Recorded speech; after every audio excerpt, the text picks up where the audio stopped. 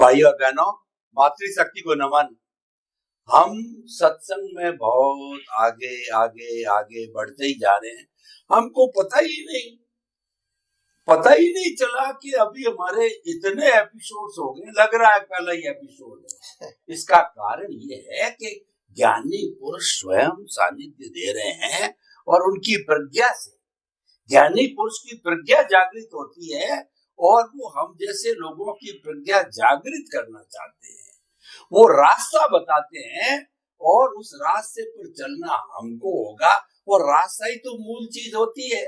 हमारी wrong belief को समाप्त करके राइट बिलीफ पैदा करना, यही तो जो है ज्ञानी पुरुष का दायित्व है। यही ज्ञानी पुरुष करते हैं। तो ऐसे ज्ञानी पुरुष का सानिध्य प्राप्त कर हम आप समस्त श्रोताओं की तरफ से स्वामी जी के प्रति अभिनंदन सत्कार। स्वामी जी जय सच्चिदानंद। जय सच्चिदानंद। स्वामी जी, ये एपिसोड हमारा जो प्रभु है, हमारा जो ईश्वर है, हमारा जो भगवान है, उसको समर्पित करते हैं। उसी की बात करेंगे प्योरली, क्योंकि मुख्य चीज तो यही है, उसी को तो पाना है। तो हमारी आत्मा के जो गुण हैं, अनंत ज्ञान, अनंत दर्शन, अनंत शक्ति और अनंत सुख का ये धाम कहा जाता है। ये चेतन है और ये जो अविनाशी है और ये आनंद स्वरूप है, ये विज्ञान घन स्वरूप है। तो और इसको टंकोत्कीर्ण और अव्यवहाद कहा जाता है। तो स्वामी जी, आत्मा के इन गुणों का जो है थोड़ा आप वर्णन कीजिए कि ये गुण किस तरीके से आत्मा में होने पर हमको परमानेंट सुख देते हैं। हमारा लक्ष्य है इस आवागमन को रोकना, और ये मानव ही रोक सकता है। दूसरा व्यक्ति परिश्रम करे तो भी नहीं रोक सकता है। तो इसीलिए क्योंकि हम मानव हैं, तो किस तरीके से हमारे आत्मिक गुण को समझ करके उसमें स्थिर हो सकते हैं, उसको पा सकते हैं। कृपया आत्मिक गुणों का जो है एक एक करके आप बखान कीजिए। प्रश्न के लिए धन्यवाद और सभी श्रोताओं को मेरा नमस्कार। सबसे बहुत अच्छा प्रश्न है भगवान, गॉड, परमात्मा। हमारे समाज में जो एक भगवान की जो परिभाषा बनाई गई है शास्त्रों के द्वारा या धर्म गुरुओं के द्वारा, वो महान व्यक्तियों के नाम पे भगवान की परिभाषा बनाई गई है। हालांकि ये श्रद्धा का विषय है, ये धार्मिक विषय है। आध्यात्म में भगवान की परिभाषा यूनिवर्सल होती है, सांप्रदायिक या व्यक्ति विशेष नहीं होती है। तो पहले हम भगवान की परिभाषा जानें। हम भगवान किसको कहेंगे? समाज में या हर धर्म में भगवान की परिभाषा कहो, नाम कहो, भगवान का रूप कहो, भगवान की क्वालिटी कहो, भगवान का लाइफ कहो, अलग अलग है। तो वास्तव में भगवान की परिभाषा यूनिवर्सल ट्रूथ क्या है, ये पहले जानेंगे, बाद में आगे जाएंगे। तो भगवान जिसको हम कहेंगे वो नाम ही नहीं होने चाहिए, क्योंकि जिसका नाम है इसका नाश है। तो भगवान तो अनामी होने चाहिए। दूसरा, भगवान का रूप नहीं होना चाहिए। जो रूप है वो भी विनाशी है, यानी भगवान अनामी और अरूपी होने चाहिए। और तीसरी बात, भगवान जन्म मरण वाले नहीं होने चाहिए। भगवान परमानेंट होने चाहिए, अजन्म अमर होने चाहिए। और लास्ट, भगवान जन्म मरण से पर होने चाहिए और भगवान टेम्पररी नहीं, परमानेंट होने चाहिए। तो ये परिभाषा भगवान अनामी, अरूपी, जन्म मरण से पर और परमानेंट, ये चार टाइटल किसको लगते हैं जिसको हम भगवान कहेंगे? परिभाषा तो बताइए, ये परिभाषा किसको लागू होगी, ये भी तो इम्पोर्टेंट है। अगर हम इसको भगवान नहीं माने तो इसको मानेंगे, मगर ये टाइटल किसको लगता है? ये चार चीजें किसको लगती है? तो कि ये चार चीजें शुद्ध आत्मा को लगती है। आत्मा का न नाम है, न रूप है, न जन्म मरण है और परमानेंट है। तो आत्मा ही परमात्मा है, इतना साफ समझ लेना। दूसरी बात,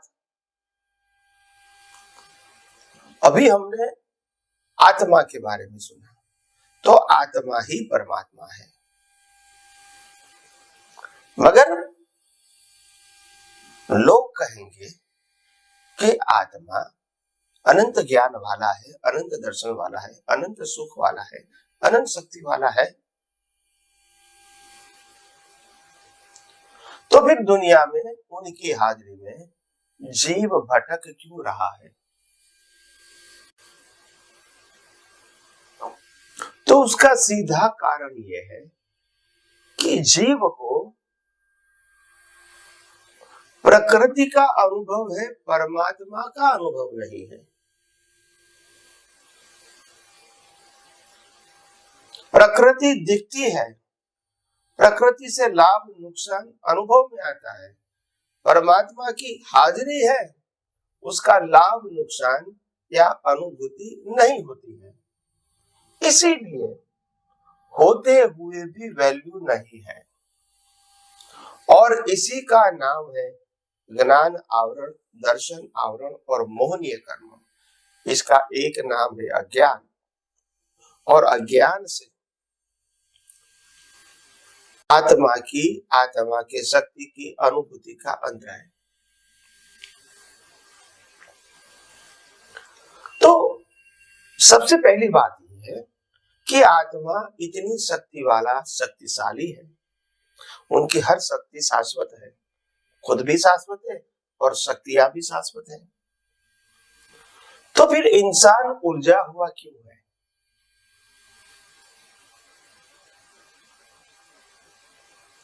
क्या विनाशी शक्तियां अविनाशी शक्ति के ऊपर हावी हो गई? क्या हम ऐसा माने? अगर विनाशी शक्ति अविनाशी शक्ति के ऊपर हावी हो गई, उसका मतलब यह है कि विनाशी शक्ति पावरफुल है। ऐसा तो हो नहीं सकता, ये तो लॉजिक ही गलत है। मगर अहंकार जब तक विनाशी शक्तियों की ही वैल्यू करता रहेगा, वहां तक इसको कर्म बंद होता रहेगा और जन्म मरण होता रहेगा और चारों गति में घूमता रहेगा। जब अहंकार को आत्मा और आत्मा की शक्तियों की वैल्यू समझ में आएगी, आत्मा को लक्ष्य में रख के आत्मा के अलावा जो भी अवस्था है, शरीर संयोग वगैरह वगैरह, इसको कुदरती रचना समझ के बाईपास करता रहेगा। मगर यहाँ प्रश्न ये है कि अनंत ज्ञान, अनंत दर्शन, अनंत सुख और अनंत शक्ति क्या है? अगर है तो फिर उसका पावर क्यों आम इंसान को नहीं दिखता है? तो एक बात जरूर ध्यान रखो कि आत्मा में जो भी शक्तियां है वो क्वांटिटी वाचक नहीं है, क्वालिटी वाचक है। क्वालिटी वाचक। और प्रकृति की जो भी शक्तियां है वो क्वांटिटी वाचक है। क्वांटिटी यानी कम होती है, ज्यादा होती है, और स्ट्रॉन्ग भी होती है, माइल्ड भी होती है, और आती जाती रहती है, परिवर्तित होती है।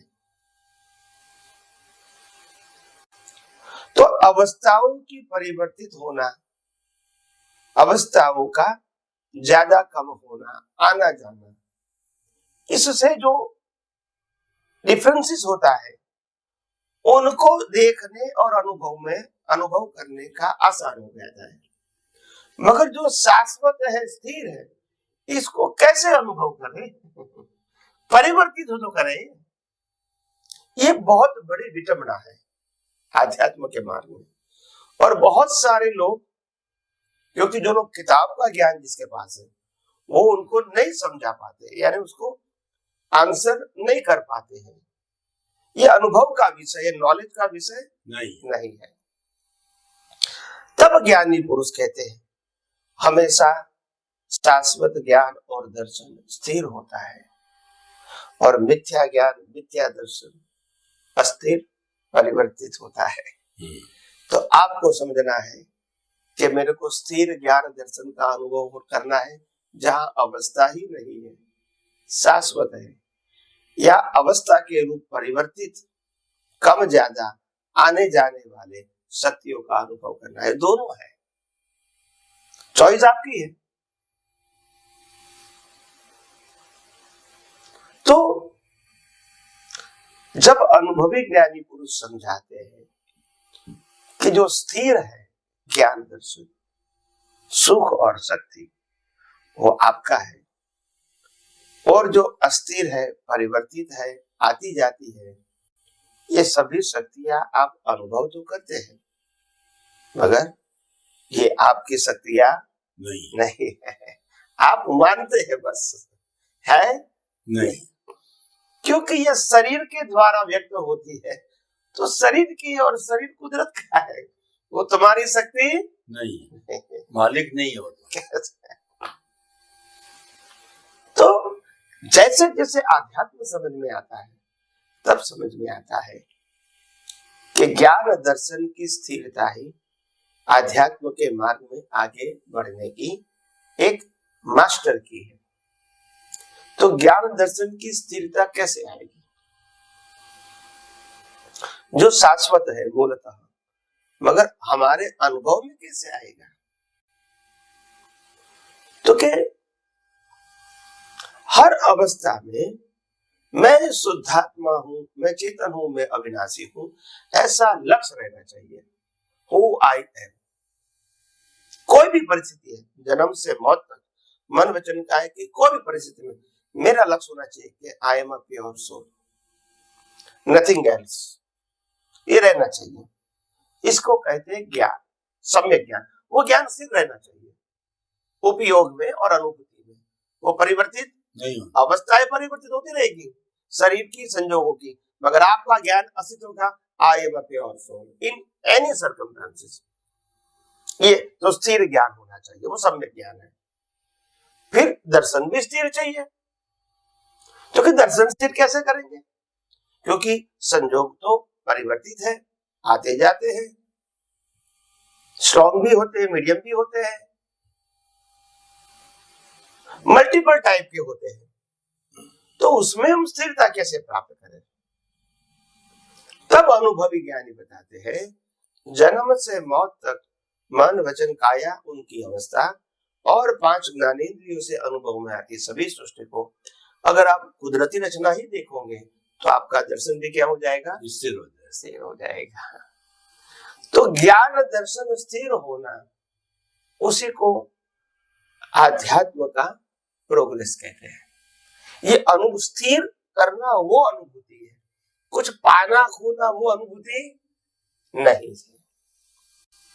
वंस यू नो कि मैं क्या हूं और मेरे अलावा जो है वो क्या है, दर्शन के रूप में, अवस्था के रूप में नहीं। अगर ये दोनों आपकी दृष्टि में जागृति के रूप में स्थिर हो गया तो संसार तो बाईपास होता ही रहेगा। इसमें आपके एफर्ट से होता नहीं है, क्योंकि वो तो कुदरती रचना है। तो प्रश्न ये है कि जो क्वालिटी वाचक ज्ञान दर्शन है, सुख और शक्ति है, एक महाशय ने बहुत अच्छा प्रश्न किया था कि चलो ज्ञान दर्शन को हम क्वालिटी वाचक मान लें, सुख को क्वालिटी वाचक कैसे समझे, शक्ति को क्वालिटी वाचक कैसे समझे, इसको कैसे रियलाइज करें कि ये quality and quantity is different. तो मैंने कहा आत्मा की हाजिरी के बिना कोई भी अवस्था में आप सुख की अनुभूति कर सकते हैं? नहीं कर सकते। आत्मा नहीं है तो सुख दुख कुछ भी नहीं है। तो माना हुआ सुख की अनुभूति के लिए भी शाश्वत सुख वाले आत्मा की हाजिरी जरूरी है। और अगर वो नहीं होता तो माना हुआ सुख की अनुभूति नहीं होगा। और ऐसे ही शक्ति है, कितनी भी प्राकृतिक शक्तियां हैं, मन वचन काया की शक्तियां हैं, मैकेनिकल शक्तियां हैं, अवस्था की शक्तियां हैं, फिजिकल शक्तियां हैं, ये सब कुछ है। मगर ये सब कुछ शक्तियां व्यक्त होती है बिकॉज ऑफ द अनंत शक्ति वाला आत्मा। वो नहीं होता है तो एक भी शक्ति प्रेजेंट नहीं कर सकती। यानी क्वालिटी वाचक का मतलब था, है और रहेगा, और क्वांटिटी वाचक का मतलब आएगा चला जाएगा, और इसीलिए वो कुदरत का है। तो आपको अगर डिफाइन करना है आत्मा और आत्मा की शक्ति को, तो आप इस प्रकार से उसको समझ सकते हैं। विनाशी और अविनाशी में अंतर क्या होता है? जब तुम खुद अविनाशी हो तो विनाशी तुम्हारा नहीं हो सकता है। तुम अविनाशी भी हो, विनाशी भी हो, दो हो सकता है नहीं हो। दो चीज हो सकती है, मगर एक क्या कहेंगे, एग्जिस्टेंस जो है, अस्तित्व, वो दो नहीं हो सकता है। अगर दो है तो दो पैरेलल होता है। आप सुनिए, एक ही चीज का दो अस्तित्व नहीं हो सकता है। तो इसीलिए आप आत्मा हो तो जड़ नहीं हो, और अगर आप परमानेंट है तो टेम्पररी और टेम्पररी अवस्था भी आप नहीं हो। तो आत्मा और टेम्पररी दोनों पैरेलल है। इसमें जो टेम्पररी है, इसका क्रिएटर, ऑपरेटर, डिस्ट्रॉयर तो कुदरत है। तो उसमें आपको डीप में जाने की जरूरत नहीं है। Simple thing. तो धीरे धीरे ये अनंत ज्ञान, अनंत दर्शन, अनंत सुख, अनंत शक्ति जो क्वालिटी के रूप में है, अगर वो समझ में आ जाएगा तो ये ज्ञान, दर्शन, सुख और शक्ति जो विनाशी है, अवस्था के अधीन, मान्यता के अधीन है, वो धीरे धीरे एग्जॉस्ट होती जाएगी। क्योंकि आपको अनंत ज्ञान, दर्शन, सुख और शक्ति की वैल्यू समझ में आ गई, और वो आपकी खुद की है। और जो टेम्पररी आपके सामने हो रही है, वो ना आपकी थी, ना आपकी है, और न ही आपकी रहेगी। ऐसे करके हम वितराग के मार्ग में बिना राग द्वेष किए हुए आगे बढ़ सकते हैं। तो वेरी सिंपल थिंग, आत्मा और आत्मा की शक्ति, प्रकृति और प्रकृति की शक्ति, ये दोनों का अस्तित्व अलग है, और वो ही हमको समझना है। जैसे जैसे हम आध्यात्म के मार्ग में आगे बढ़ेंगे, हमको समझ में आएगा कि आध्यात्म विज्ञान जो है वो हमको कहां तक ले जाता है। आइए हम और आगे आध्यात्म विज्ञान को समझने की कोशिश करें। स्वामी जी, आपने आत्मिक शक्तियों का, आत्मा का जो है हमको अनुभव स्पष्ट कराने की कोशिश की। आपने ईश्वर प्रभु से चालू किया कि भगवान ईश्वर होते हैं, वो अनामी होते हैं, अरूपी होते हैं, अविनाशी होते हैं, परमानेंट होते हैं और शाश्वत सुख वाले होते हैं। और आपने ये बताया कि आपके सामने दो रास्ते हैं, एक तो आपका परमानेंट रास्ता, एक टेम्पररी रास्ता है। परमानेंट रास्ता है वो आपका जो है अनंत ज्ञान, अनंत दर्शन, अनंत शक्ति, अनंत सुख का धाम, क्वालिटेटिव जो है ये सारा है। और एक जो अवस्था है, जो आपका शरीर है, वो आती है, जाती है, और वो नाशवान भी है। दोनों रास्ते। अब निर्णय आपको करना है, आपको शाश्वत प्राप्त करना है या टेम्परेरी प्राप्त करना है।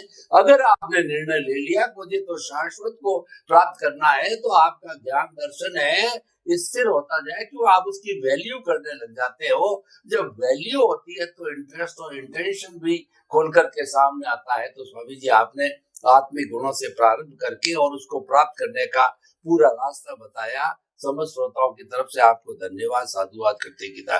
जय जय सच्चिदानंद।